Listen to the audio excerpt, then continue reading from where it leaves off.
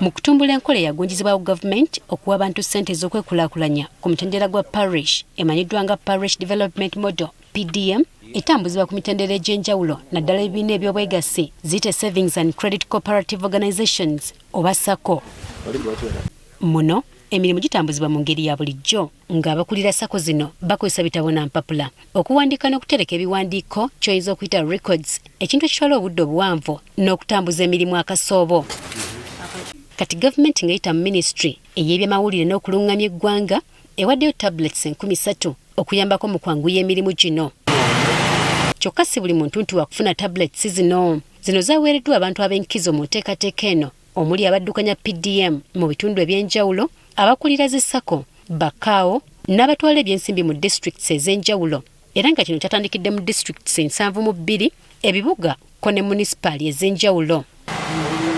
Abaddukanya enteekateeka eno ya PDM mu bitundu by'eggwanga eby'enjawulo batubulidde nti babadde basanga obuzibu okutereka ebiwandiiko n'obubaka olw'okuba nti babadde bawandiika ku mpapula oluusi eziyulika ate olulala ne zibula nga kati tablets zino za kubanguyiza emirimu gyabwe. You write on paper, sometimes the paper can get lost. Because you have got this one, you can capture and store your data here which cannot get lost.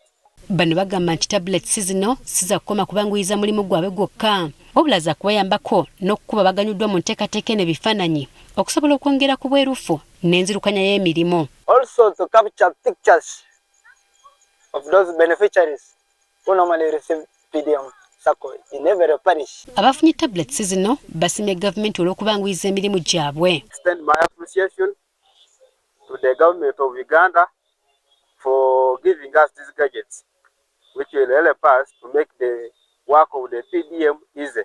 Okusinziira ku Moses Chuna Kapoloni akulira abakozi ba gavumenti obakawo wa district y'Elamu oluvannyuma lw'abaddukanya PDM okufuna ebyuma bino babasuubiranga okubaweereza ebigenda mu maaso olutatadde okusobola okulondoola obulungi entambuza y'enteekateeka eno. We will be receiving updates regularly from the communities, from the secretaries, and this information will then be used for development and for clear interventions, informed interventions, and I'm sure our communities will receive services that are much better. Ye Dr. Chris Baryomunsi, Minisita w'ebyamawulire n'okulungamya eggwanga, asaba baweereddwa tablets zino okuzikozesa obulungi emirimu gyennyini egizibaweesezza ng'enteekateeka eno lw'enaasobola okutambuzibwa obukwakku. We give these tablets particularly to leaders of these circles so that they can record and input all the information in terms of beneficiaries, in terms of which enterprises they are engaged in